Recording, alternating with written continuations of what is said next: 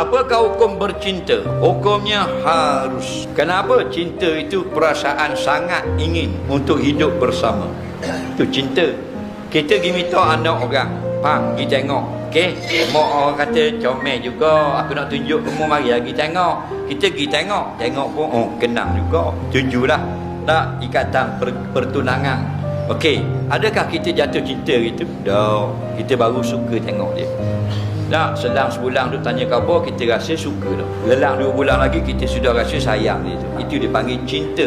Harus pada syarak dengan tujuan ambil sebagai pasangan hidup. Yang haram couple. Apa makna couple? Keluar berjumpa berduaan. Hukumnya haram. Berkapal apa? Berpasangan, makna pergi pantai berdua, pergi latar payung berdua, pergi mandi air terjun berdua, pergi pasar berdua, pergi jalan raya berdua.